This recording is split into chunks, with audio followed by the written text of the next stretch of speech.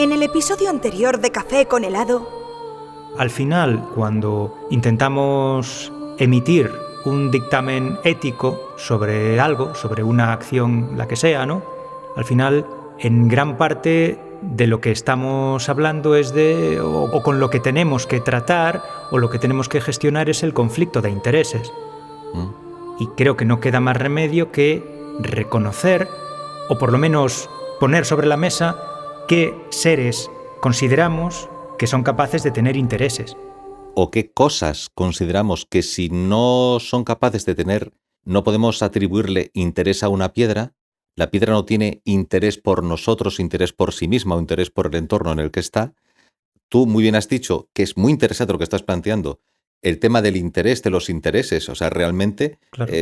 La piedra no es un sujeto ético desde mi punto de vista. Claro, por ejemplo, el gorila en la selva, puedes decir, bueno, a lo mejor sí. no es capaz de expresarlo, pero a lo mejor una persona puede decir, mira, aunque tú no lo creas, el gorila tiene un interés. Claro, claro. El gorila manifiesta, no lo hace verbalmente, pero el gorila es evidente que está manifestando que tiene un interés en preservar el territorio en el que se encuentra ahora mismo. Claro, Es claro. evidente que no reacciona de buena gana a lo que están haciendo en la selva, por ejemplo, ¿no? Por poner un ejemplo. Es evidente que no. Y aunque no sea capaz de ese razonamiento abstracto de pensar, a mí me interesa que mi entorno se conserve, no es descabellado imaginar que sí tiene la capacidad de sentirse incómodo cuando alguna parte de su entorno se ve alterado, ¿no? Por lo que sea, claro, porque tiene menos acceso a la comida o al juego o al descanso o a lo que sea, ¿no? Esa capacidad de experimentar placer y experimentar dolor que podemos suponerle al gorila lo convierte en un elemento que merece consideración cuando se trata de tomar decisiones basadas pues, en un pensamiento ético. Sí, pues vamos a volver al comienzo del capítulo. ¿Te acuerdas cuando hablábamos de la gacela y el león? Sí, ¿vale? Tocabas sí. de establecer una cosa, ¿no? Vale. Y cuando el gorila ese se está comiendo una planta de la selva, ¿tenemos consideración por la planta sintiente? Es que no Claro, sabemos, no sabemos si la planta es sintiente o no. El gorila también está interviniendo en el entorno con su acción. Que nosotros tengamos una capacidad superior de intervención sobre la realidad con respecto al gorila no significa que el gorila no esté interviniendo también en su entorno. No, claro que no. Y nosotros percibimos, no soy una antinaturaleza, ¿vale? Pero es que estoy planteando una duda que tiene que llevar una reflexión. Es que nosotros percibimos que lo que está haciendo el gorila es armonioso. Porque el gorila se está comiendo las plantas y parece que nunca llega a acabar con todas las plantas y que surgen o se renuevan lo suficientemente las plantas como para que exista una relación entre que la planta genera hojas y el gorila se las come. Y decimos, vale, ahí está la armonía, llega el ser humano y la destruye.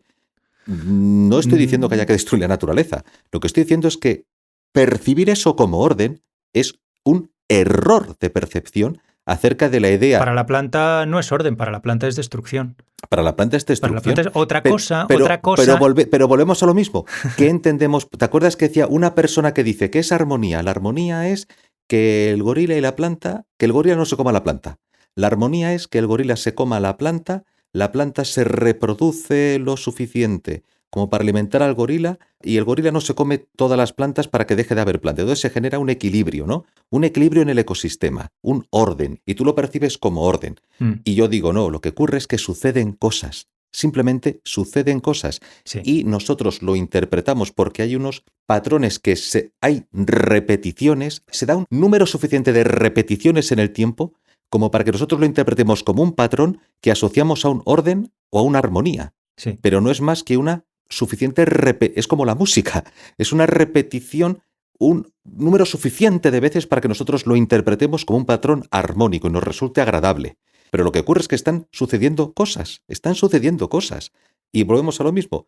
Estabas hablando de la relación con el gorila que no puede defender su entorno. El gorila se come la planta. No está en mayor armonía, porque no hay una armonía, no hay un orden. Si ocurren cosas, están sucediendo sucesos en la realidad, simplemente. Sí. Y la idea de que se está rompiendo un orden es un número de repeticiones en el tiempo que nos da esa percepción errónea de que es un orden.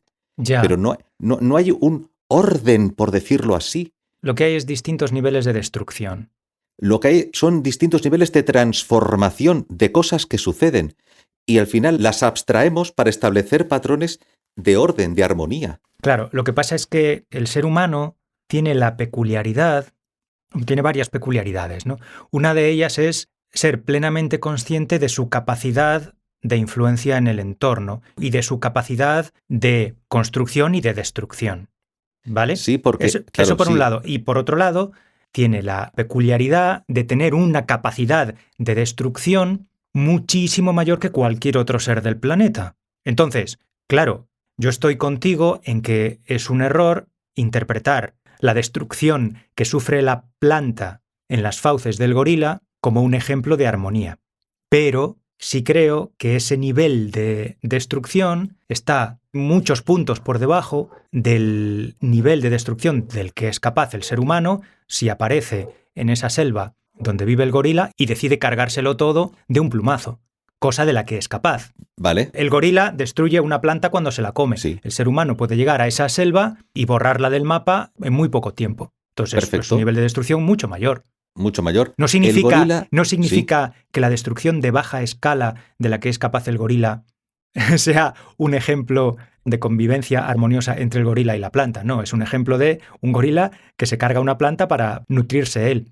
Pero es un nivel de destrucción limitado en comparación con el nivel de destrucción del que es... Es decir, vamos a ver, si el gorila se come la planta... Pero vamos a ver... Vale, si el gorila se come termina, la planta, termina. la única que sufre es la planta, suponiendo que la planta sea capaz de sufrir. Vale. Si llega el ser humano y se carga a todos los seres vivos del entorno en el que vive el gorila, sufre la planta, sufre el gorila, sufre el jaguar, sufre todo el que esté... Pues no sé si los gorilas y los jaguares comparten hábitat, creo que no. Los jaguares son americanos, los gorilas son africanos, ¿no? Pero ¿sabes por dónde voy, no? Sí, vale. El hecho de considerar la interacción entre el gorila y la planta como un ejemplo de armonía de la naturaleza, creo que funciona como símbolo del cuidado que es razonable que tengamos los humanos en nuestra relación con la naturaleza, precisamente por esa enorme capacidad de destrucción que tenemos. Porque llega un momento en el que, si damos rienda suelta a toda nuestra capacidad de destrucción, al final lo que pasa es que tanto nosotros como los demás seres que comparten la naturaleza con nosotros, podemos acabar quedándonos sin una naturaleza que compartir, sin un lugar donde poder vivir cómodamente, que al final es a lo que aspira el ser viviente. Vamos a ver. Entonces, claro, yo tampoco lo llamaría armonía. Para mí, lo verdaderamente relevante desde el punto de vista ético es el sufrimiento y el bienestar. Pero la vamos armonía a ver, Marcos. La armonía es una interpretación abstracta Marcos. del ser humano que le sirve para frenarse antes de barrer todo lo barrible. ¿Ya? Antes de llevarse por delante al resto de los seres. Vale, bien. Voy a impugnar el concepto mismo de destrucción. Para empezar. Bueno. Entonces el gorila se come la hoja. El gorila está destruyendo la hoja. La está destruyendo, está transformando la hoja, porque la va a digerir, va a aprovechar unos nutrientes y unos desechos que los va a defecar y van a la naturaleza. El mismo gorila se acabará muriendo y se descompondrá. Y será descompuesto por bacterias, gusanos. Bien, ¿no? Será descompuesto y se incorporará a la naturaleza. Bien. Es un proceso de destrucción y de creación, porque van a surgir plantitas, etcétera, etcétera. Vale. Es un proceso de transformación. Vale, acepto eso. Transformamos el concepto de destrucción por el concepto de transformación. Pero creo que hay que hacer una salvedad. Creo que hace falta una salvedad, ¿eh? Vale. Creo que en nuestra consideración de esa realidad, de la transformación de las cosas, sí, tenemos que, al final acabo yendo siempre a lo mismo, ¿no? Pero tenemos que introducir, es fundamental introducir, para poder tratarlo desde un punto de vista de la ética, es fundamental introducir la conciencia. Porque si yo como planta tengo experiencia subjetiva, es decir, siento las cosas que me pasan, para mí, que un gorila se me coma, sí es destrucción. Para mí se acaba el mundo cuando el gorila me come si yo tengo conciencia, si yo tengo percepción de las cosas que me pasan. Hombre, claro, nos ha jodido, claro. Igual que para mí, si el gorila me despedaza, para mí como ser sintiente Pues no va a ser agradable. No solo no es agradable, sino que supone el fin de toda realidad. El fin de toda percepción de realidad. Supone el fin de ti. Claro, Supone claro, el fin de ti. claro. Pero lo que ha habido no es una transformación. Para mí el fin de mí es, desde el punto de vista de la conciencia y de la percepción, es el fin de todo. ¿Correcto? Claro. Entonces, por eso... No, el fin de todo no. Sí. ¿Cómo el fin de todo? No, Sí. espera, es el fin de ti, pero el mundo sigue sin ti. Ya, pero para mí no tiene importancia que el mundo siga sin mí. Si yo no percibo el mundo no tiene ninguna importancia. No tiene para mí. nada, no es nada, no eres. Claro. Dejas de ser, ya está. Pero para que algo pueda tener consideración moral, consideración ética, para que algo pueda ser sujeto ético, tiene que ser algo con capacidad de percibir. Algo sin capacidad de percibir. Hombre, claro. Claro. No puede desarrollar una ética, obvio. No es que no pueda desarrollar una ética. No, sino que no merece ser considerado entre las cosas ante las que haya que tener consideración ética, valga la redundancia. Cosas de las que tengamos que preocuparnos. Pero vamos a ver. ¿Por qué hemos de preocuparnos de algo sin capacidad de percepción, sin capacidad de sentimiento? ¿Y debes preocuparte por algo que has observado que no genera ningún tipo de preocupación ante ti y le importas 3 cojones y si pudiera te mataría y te comería? Depende. ¿Cómo? Sí, porque yo puedo ponerme en el lugar de esa cosa y yo puedo llegar a la conclusión de que esa cosa que supone una amenaza para mí tiene sus propios intereses y tiene, Hombre, por supuesto. Claro, y tiene sus propios sufrimientos y sus propios placeres. El hambre puede ser una fuente de sufrimiento y tú eres su fuente de alimento. Y yo puedo ser consciente de ese conflicto de intereses. Lo que pasa es que eso no tiene por qué cancelar mi instinto de defenderme a mí mismo, mi instinto de autoconservación. ¿Vale? Pero el ser humano trasciende sus instintos y al trascender sus instintos, aparte de simplemente hasta cierto comer... punto, Armando. Pero déjame terminar. Cuando digo trascender no significa abandonar. Digo trascender que no abandonar. Vale. El ser humano no abandona sus instintos, pero los trasciende. Por eso, si un ser humano tiene un instinto de protección o de buscar un lugar seguro, si en vez de construir una choza de hojas se construye un rascacielos, su inteligencia, su capacidad creativa con respecto al animal le permite levantar el rascacielos, que es un entorno más satisfactorio para vivir a lo mejor que la choza de hojas embarrada, sí, llena de gusanos o de cucarachas. Sí. Obvio que lo es. Entonces, cuando hablas de un conflicto de intereses, has hablado en un plano muy sencillo y muy básico y además que es que tiene que ser así porque es por donde hay que empezar. La supervivencia. Comer, no ser comido. Y hablas de una conciencia de sí, la conciencia del animal, su conciencia subjetiva, pero claro, el animal me quiere comer, hay un conflicto de intereses, yo no voy a permitir que el animal me coma.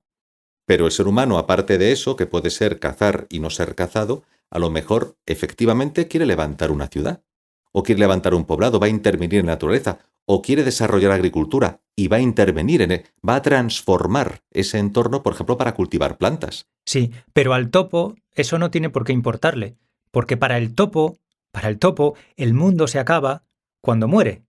Igual que para ti, por mucho que estén construyendo... No, el mundo no se acaba. Y dale, se para acaba el topo topo. sí, joder. La percepción que tiene el topo del mundo se acaba cuando el topo muere. Igual que para ti desaparecerá el mundo cuando te mueras, por mucho que estén construyendo edificios en Manhattan, o rascacielos en Manhattan. Y en ese momento, los rascacielos en Manhattan, por mucho que respondan al interés personal de cientos o miles de personas, para ti ya no significarán nada, no podrán significar nada cuando hayas desaparecido. Entonces... Es que o sea, no es que el mundo desaparezca, es que yo dejo de percibirlo porque ya mi mente ha muerto. No es que desaparezca, es que deja de importar. Para quien no percibe, el mundo deja de importar. Si yo estoy muerto, Marcos, el concepto no importar no existe. Claro, ya. O sea, yo claro, muerto, no puedo decir que no me importe algo. Para que algo no me importe, tengo que estar vivo para que no me importe. Para que algo importe, tiene que haber en algún momento, en algún lugar, un ser con capacidad de percibir y de sentir. Bueno, sí, vale. Claro, y para cada ser individual con capacidad de percibir o de sentir, solo importa el mundo, o solo importan las cosas, o solo puede importar algo mientras ese ser tenga capacidad de sentir y de percibir. ¿Le importará a ese ser? Sí, claro, le va a importar, sí. Claro. Entonces, por mucho que tú sepas por las pruebas que tienes que el mundo va a continuar cuando tú desaparezcas, sí, claro, sí. no puedes llegar a la conclusión de que a ti te vaya a importar lo que le pase al mundo cuando tú desaparezcas, ¿no? ¿Cómo que a mí? No, pero vamos a ver, yo puedo desaparecer. Y si yo he manifestado un interés por las cosas, o determinado interés por determinadas cosas, lo he manifestado y punto. El efecto que eso haya podido tener, porque obviamente si es un interés que se manifiesta en acciones concretas determinadas para conseguir un objetivo determinado y he afectado o he transformado o he influido en la realidad, le he dado forma de alguna, he hecho algo en la realidad, como consecuencia de lo que pienso, de lo que creo, de mis ideas, de mis valores, de lo que sea, de mi creatividad, de mi ingenio, de lo que sea. Yo he hecho cosas, o sea, he hecho cosas en la realidad, ¿vale? He hecho cosas en la realidad. Sí. Cuando yo me muera, Esas cosas afectarán a otras personas con capacidad de percibirlas y de sentirlas. afectarán a otras personas, otras se destruirán, otras, efectivamente, otras se destruirán antes, otras se destruirán después, pero se acabarán destruyendo necesariamente, Sí. no sobrevivirán, no superarán el paso del tiempo, como nada lo hace ni lo hará. Y solo tendrán importancia, solo importarán, por lo menos desde el punto de vista ético, en la medida en que haya presente en ese mundo, en el mundo en el que todavía existen esas cosas, esos productos de tu creatividad, solo tendrán importancia desde el punto de vista ético en la medida en que haya otros seres capaces de percibirlas y de disfrutar con ellas o de sufrir por ellas. ¿Correcto? Claro. Sí. Ahí es donde una persona se plantea si se esfuerza en dejar un mejor legado o piensa a lo mejor que dada la impredictibilidad de las cosas, que no ha lugar.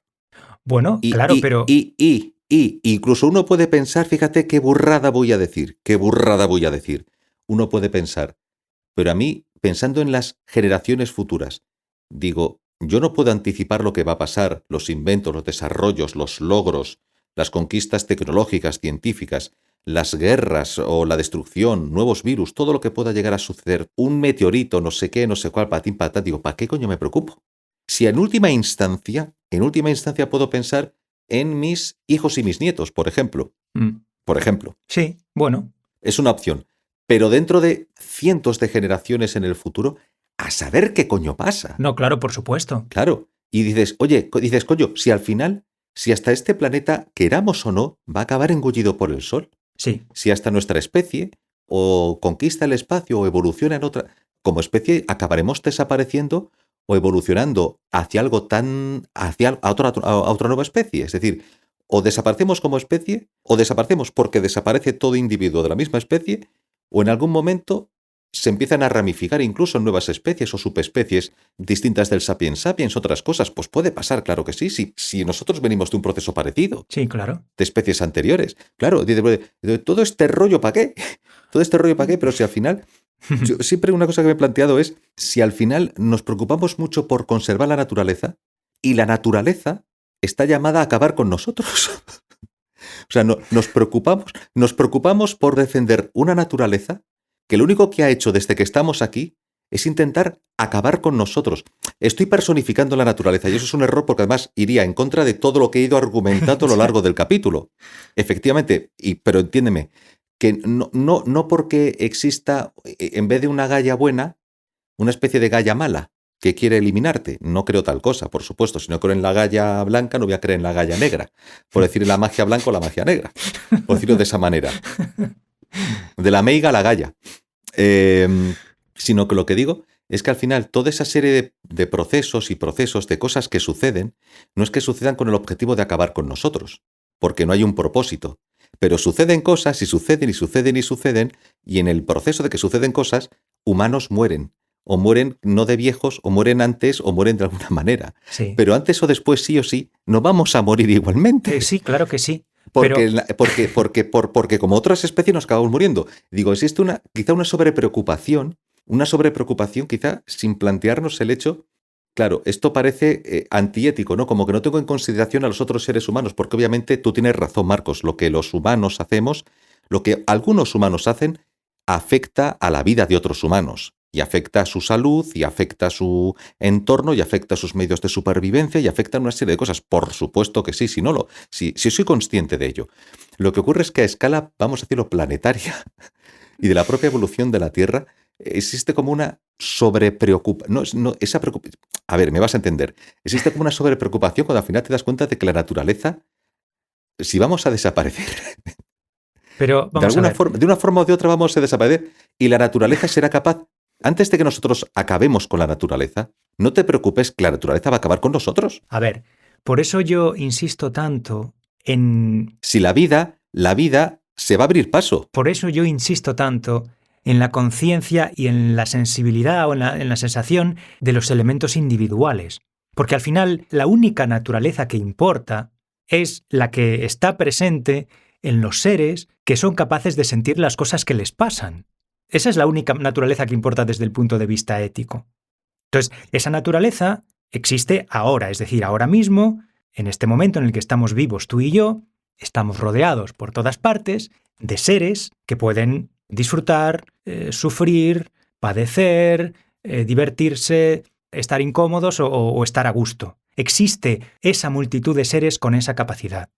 Entonces, respondiendo a tu pregunta de qué importa lo que pase dentro de 100.000 años, bueno, pues puede no importar ahora lo que pase dentro de 100.000 años, pero a ti ahora, como tú tienes esa capacidad de pasarlo mejor o peor, de estar más cómodo o más incómodo, de sufrir más o menos, y tienes también capacidad empática, es decir, puedes sufrir con el dolor de tus semejantes, ¿no? O puedes imaginarte el dolor de otros seres que no sean humanos, pero que sospechas que también son capaces de sentir dolor, pues puedes tener la voluntad de hacer que su estancia actual en la Tierra sea lo menos dolorosa posible y lo más agradable posible. Y... Lo menos dolorosa posible. Vamos a ver, conejos, por ejemplo. Uno cría conejos. ¿Qué es hacerlo más armonioso? En vez de matar No, conejos, no he dicho matar solo armonioso, dos. no he dicho armonioso. Perdón, me he equivocado. Tú has dicho hacerlo lo más razonablemente bien posible. Entonces, si yo tengo 100 conejos, en vez de matar a los 100, que mates solo dos, para que, o sea, si tengo que elegir yo soy un líder político, tengo que decidir cómo gestiono mejor una situación política. En vez de matar a 1 millón de humanos, si mato solo 10.000, ¿no será tanto? Es que claro, es que es muy complicado, porque... No nos ha jodido, claro que es complicado. Claro que es complicado. Porque para los humanos que matas, para los humanos a los que sí matas, eso lo es todo. Su vida lo es todo. Nos ha jodido la vida. Su vida lo es todo, claro. Entonces, por mucho que aduzcas, ¿no? Por mucho que utilices el razonamiento de que la cantidad total de sufrimiento es mayor si torturas a 100 que si torturas a 1, es evidente, para esa una persona a la que estás torturando... Es una putada. Ese es todo el sufrimiento que hay en ese momento. Ese es todo el sufrimiento claro, nos ha jodido. Entonces es complicado, claro que ahí está lo jodido. Ahí está lo jodido. Y por eso es tan difícil. Piensa de aquí a 100.000 años en decisiones que yo estoy tomando ahora, que lo hago con la perspectiva o la preocupación. Bueno, vamos a acercarnos más en el tiempo, no a 100.000 años vista. Bueno, hay gente que lo hace a 100.000 años vista, sí. Pero piensa ahora mismo de aquí a 50 o 100 años, con todo lo que sucede, claro. Al final también es un error pensar, porque llevaría esa idea de progreso como dejar hacer y vemos qué pasa, ¿no? Claro, tienes que tomar decisiones, tienes que actuar, y cuando actúas, porque tienes que tomar decisiones y te arriesgas a que esas decisiones tengan un resultado inesperado, negativo, o incluso... No sabes lo que va a pasar, puede que incluso sea positivo, pero aún así tienes que tomar decisiones, tienes que hacer cosas en la realidad, tienes que actuar. La responsabilidad de uno, creo yo, está dentro de su campo de acción, sea lo limitado que sea, pues es comportarse de la forma que dentro de su conocimiento y de sus posibilidades sea lo menos perjudicial posible, que haga el menor daño que esa persona sea capaz de hacer. Pero volvemos a la idea de destrucción. Hemos hablado de la idea de armonía. Hemos hablado de destrucción y ahora hablamos de daño. Teniendo en cuenta sus propios intereses, los intereses de los seres que lo rodean, bueno, pues siempre hay que hacer algún tipo de cálculo ético, ¿no? Que más o menos te permita tener la conciencia tranquila sabiendo que has hecho todo lo que podías hacer. Pero claro, a ver... Es como ir a comprar, es como vas a comprar el pan y en vez de comprar el pan de la marca A, compras el pan de la marca B. Y compras el pan de la marca B, pero resulta que como no compras el pan de la marca A, la empresa que fabrica el pan de la marca A desaparece y esos padres o esas madres no pueden dar de comer a sus hijitos. A ver, claro, pues por ejemplo, todo lo que haces influye en la realidad. Sí, por supuesto. Es imposible ser un Superman de la ética que salve por igual a todos los seres del planeta, claro.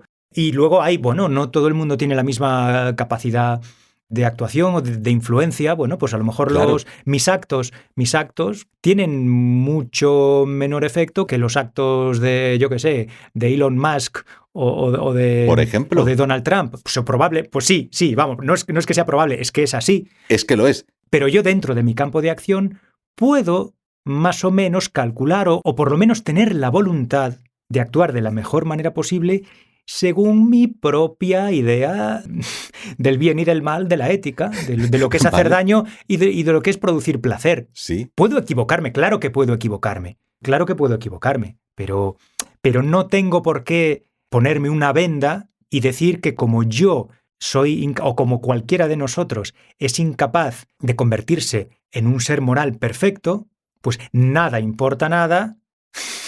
Yo no he dicho eso. Y voy, claro, nada importa nada, me pongo la venda y actúo como si todo tuviese las mismas consecuencias, como si no hubiese diferencia entre consecuencias dañinas, entre consecuencias dolorosas y consecuencias placenteras o beneficiosas. Yo no he dicho, a ver, claro, no he dicho lo que he dicho porque sea un desalmado.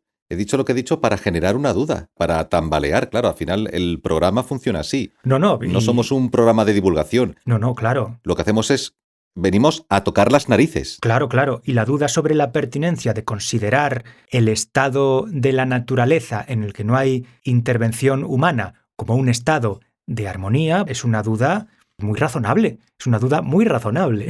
Claro, Claro que sí. Claro que sí. Oye, tengo que hacer pis. No sé si tú tienes más tiempo para seguir hablando. Aquí llevo 1 hora y 43, pero esto tiene que ser un programa a cerrar ya porque nunca he grabado tanto y de hecho he cometido un error que es, digamos, que he presupuesto que este ordenador mío va a aguantar lo que le eches.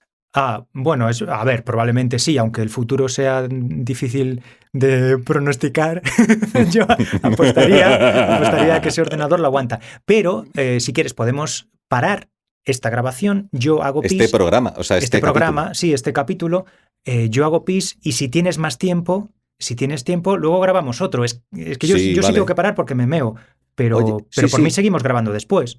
¿Y por qué no hacemos, quizá de este se podrían sacar 2 y hacemos uno cortito? Vale. Porque, pues, Pero lo que ¿vale? pasa es que ahora Venga, sí, mismo sí. mi cerebro Que sí, que solo, o sí. sea, Sí, no, mear. mear, es lo único Followers, que tiene adiós. dentro. Adiós, Followers. Venga, Hasta el siguiente capítulo de Café con helado. hasta ahora. La naturaleza. ¿Veis, Followers? La naturaleza se abre paso. Me está llamando ahora mismo, estoy sintiendo la llamada imperiosa de la naturaleza. Se abre camino la naturaleza. Se abre camino, sí. Va a caer en Chao, torrente. chao. Chao. Por conductos insondables. Chao. Stop.